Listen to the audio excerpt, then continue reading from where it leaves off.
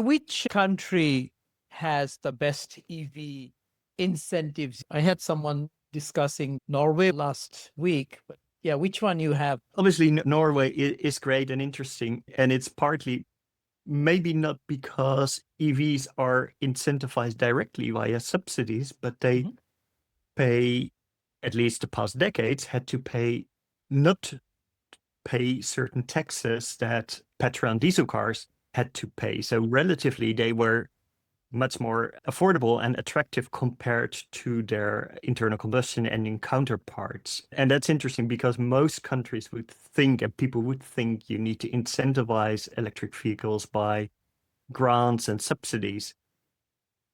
But the key is the relative cost compared Yes. to their fossil counterparts. So you can do it, if you design it well, you could do it in a budget neutral way for the government.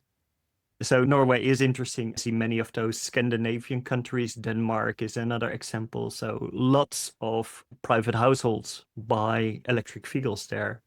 Not only new ones, but also used ones. So they import them from other countries.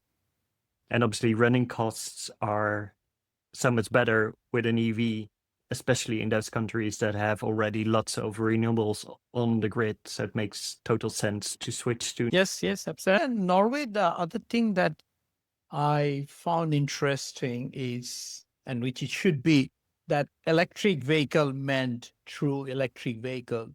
Hybrids are not electric vehicle. In many other jurisdictions in Asia, especially in the Philippines, they are counted as the same. So what about in other part of Yeah, Europe? it's still part of the discussion in Europe, also on the European Union level. In countries like Germany, they really, pushed by some of their car makers, want to extend this definition of electric vehicles to definitely also in the future to include plug-in hybrid vehicles or extended range electric vehicles that in the end for consumers are not the most affordable solution. So you end up with basically two drivetrains that need maintenance, they have Mhm. cost. In the end, you would still be dependent on a lot of the current infrastructure in place for refueling.